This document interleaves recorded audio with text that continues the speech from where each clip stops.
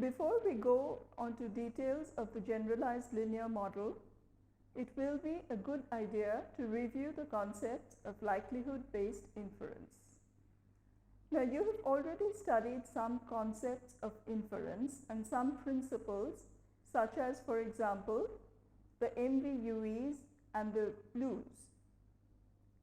Now, MVUEs rarely exist outside some relatively simple settings. However, a ready tool which we always have available whenever we are able to specify a parametric distribution, and in some cases even beyond this, is the technique of maximum likelihood. The popularity of maximum likelihood estimators comes from the fact that they have some desirable statistical properties, especially in asymptotic situations. We shall look at the asymptotic properties of these estimators and also look at some common inferential procedures which are available automatically the moment we specify a likelihood. Learning objectives for this module. We shall first define the concept of a likelihood. Next, we shall look at some of its properties. Having done this, we will look more closely at the multinomial likelihood which we shall use in several applications in this paper. And finally, we shall revisit the well-known chi-squared test of fit and see that it is a special case of Wald's test applied to the multinomial likelihood. Maximum likelihood estimation is a very popular technique in statistical inference. Now, you have looked at several alternative methods for deriving estimators and for performing statistical inference. For example, you have looked at UMP tests, and you have also looked at estimators such as blues for the linear model and the MVUE for general inference. In many situations, these estimators will not exist. However, maximum likelihood estimation offers an attractive alternative. The maximum likelihood estimators can be seen to have desirable properties. Note that most of these properties are asymptotic. Maximum likelihood estimators can, however, suffer from some drawbacks in case of finite samples. In this paper, we shall mostly be concerned with large samples and assume that the asymptotic properties of the maximum likelihood estimators hold. Note, however, that finite sample inference techniques have also been worked out for GLNs, but are beyond the scope of this paper in this case. A second desirable property of maximum likelihood estimators is that there is an underlying general theory which, the moment we are able to specify the likelihood, leads to standard errors in their estimators and associated testing procedures. The downside is that all this comes at a price, that is, we are required to make strong distributional assumptions. Consider a very simple example where we flip a coin 10 times. And suppose that we observe the sequence HH, T, HH, H, TT, HH. Now, it is quite simple to show that the probability of this outcome, given that the probability of heads is pi, can be given by pi to the power 7 into 1 minus pi to the power 3. This is a function of pi given the data. Our definition of a likelihood function is that in any given situation, the likelihood function is also equal to the corresponding probability mass function or the density function. However, rather than viewing it as a function of the parameter, conditional on the data, we reverse this and consider it as a function of the parameter fixed on the data. So the likelihood function in this case is given by L of pi given the observed data, and numerically it is equal also to pi to the power 7 into 1 minus pi to the power 3. The critical difference is that it is now a function of pi. In a loose sense, the likelihood is the probability of observing the given data for a particular value of the parameter, and we shall choose that value of the parameter which will maximize this probability. Here is a diagrammatic representation of maximum likelihood estimation. So on the x-axis here we have plotted pi ranging from 0 to 1, and on the y-axis we have plotted the value of the likelihood. Note that the value of the likelihood peaks at the point corresponding to the dotted line, and this point and its projection on the x-axis is the value of the maximum likelihood estimator for this example. More generally, the likelihood for the data is given by L of pi. More generally, the likelihood of the data is given by L of pi conditional on the data is equal to pi to the power x into 1 minus pi to the power n minus x, where we assume that we have observed x successes. The log likelihood function is given by log of L pi equal to x log pi plus n minus x times log of 1 minus pi. The score function is given by d log L pi d pi equal to x over pi plus n minus x into 1 minus pi into minus 1 equal to x over pi minus n minus x over 1 minus pi, and setting this equal to 0 we get pi hat equal to x over n. By plotting the function or by calculating the second derivative, we find that this indeed corresponds to a maximum, and thus the maximum likelihood estimator is given by the sample proportion x over n. Maximum likelihood estimation is popular due to certain desirable properties of the estimators. The first property is that the estimators are consistent under some very general regularity conditions. Note that this means that they are asymptotically unbiased. Indeed, we need to stress on the use of the word asymptotically because maximum likelihood estimators can often be biased in finite samples. One general example is that maximum likelihood estimators of variance parameters will have the divisor 1 over n, and we know that this is biased as compared to the sample variance with divisor 1 over n minus 1. Another desirable property of the maximum likelihood estimator is that it is asymptotically efficient. This means that it obtains the minimum variance in asymptotic situations. It is also possible to derive the asymptotic distributions of the maximum likelihood estimators, and these can be shown to be normally distributed. A further desirable property is that in such situations where a sufficient statistic exists for the parameter under estimation, the maximum likelihood estimator will be a function of this sufficient statistic.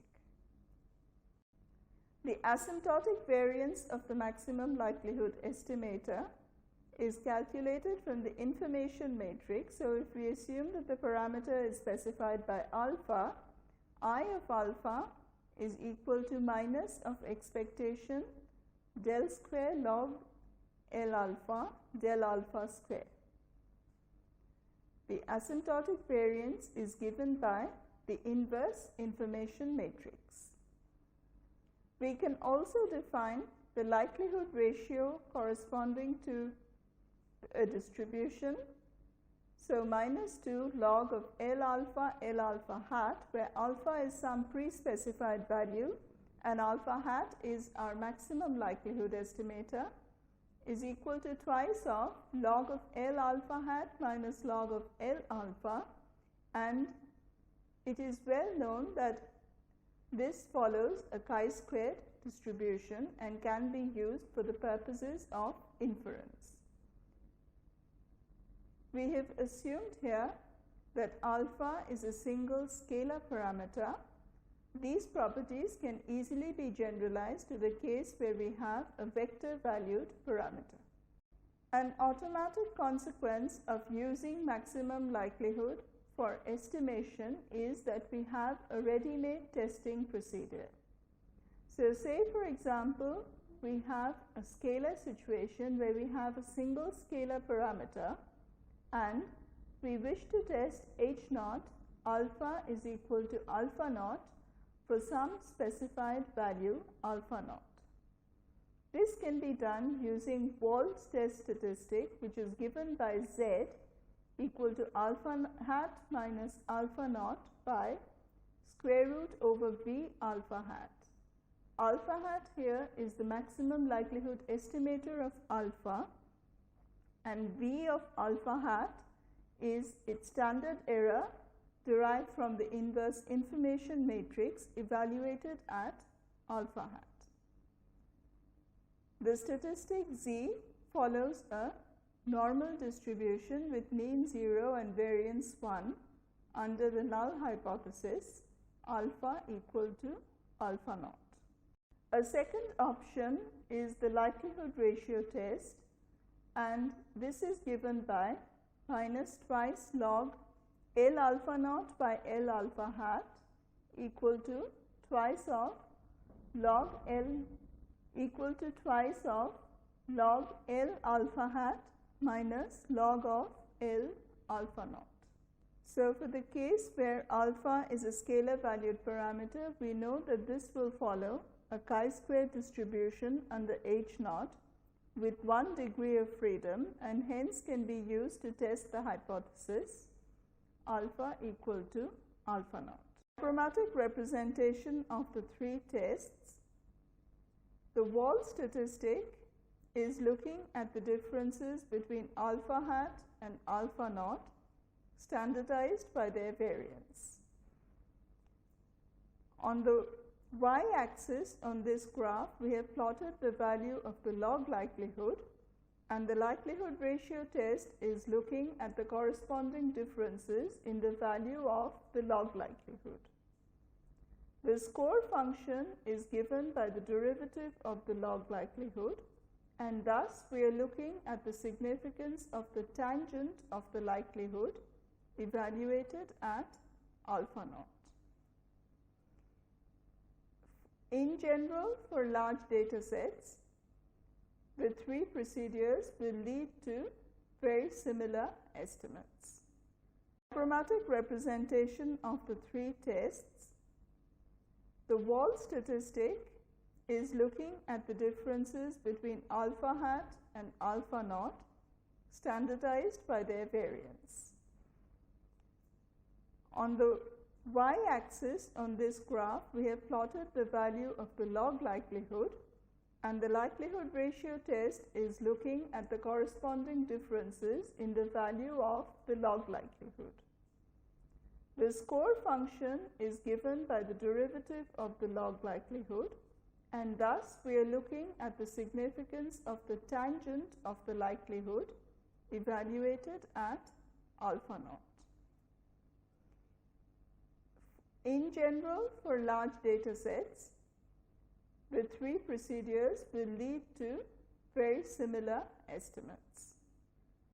Let us look at a fundamental likelihood which we shall use several times in this paper, and this is the multinomial likelihood. You know that the multinomial likelihood is employed in the situation where we have a categorical outcome. If we assume that we have C categories, then the log likelihood is given by L pi equal to summation over j nj log of pi j, where pi 1, pi 2 to pi c are the probabilities of belonging to the C categories respectively, and summation of pi 1 to pi c is equal to 1. To find the maximum likelihood estimators in this situation, note that del log pi c del pi j is equal to 1 over pi c del j equal to minus 1 over pi c. Thus, in vector form, del L pi del pi j is equal to nj pi j minus nc by pi c is equal to 0. This means that the maximum likelihood estimator obeys the relationship pi j hat by pi c hat is equal to nj by nc, and using the restriction summation of pi j hat equal to 1 equal to pi c into summation nj over j by nc equal to pi c hat n by nc, where n is the total sample size, leads to the maximum likelihood estimators pi j hat equal to nj by n. This means that the corresponding sample proportions for the various categories are the maximum likelihood estimators in this case. You are all familiar with the Pearsonian chi-squared statistic. We have seen the statistic in various forms. For now, assume that we wish to test a hypothesis of goodness of fit. That is, pi 1 naught, pi 2 naught to pi c naught are specified values of the category probabilities, and we wish to test the simple hypothesis pi naught h naught pi I is equal to pi I naught for j equal to 1 to c. You all know that the chi-squared statistic of goodness of fit is given by chi-square equal to summation over j nj minus mu j squared by mu j, where mu j is the corresponding mean frequency for the various categories under the null hypothesis. This can be used as a test for goodness of fit, because under h naught we can expect the statistic to be small, and in case of a lack of fit we expect the statistic to be large, so that we can have a right tail test based upon the chi-square distribution. The Pearsonian chi-squared statistic turns out to be a special case of maximum likelihood based inference. Note that by virtue of properties of the maximum likelihood estimators, root over n pi hat minus pi naught follows normal 0 sigma naught, where sigma naught is a matrix with element sigma jk equal to minus pi j pi k if j is not equal to k, and pi j into 1 minus pi j if j is equal to k. This follows from the multivariate version of the properties of the maximum likelihood estimator. Wall statistic, that is a multivariate version, is then given by the quadratic form n into pi hat minus pi naught prime sigma naught inverse pi hat minus pi naught. And I leave it to you as an exercise to show that this form of the statistic is indeed another way of representing Pearsonian's chi-squared statistic. In this module, we have reviewed the concept of maximum likelihood estimation.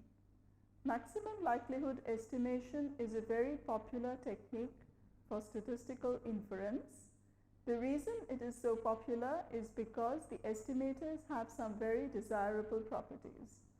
Now note that these properties mainly hold for asymptotic situations, and in finite samples, maximum likelihood estimators can be seen to have some drawbacks such as bias.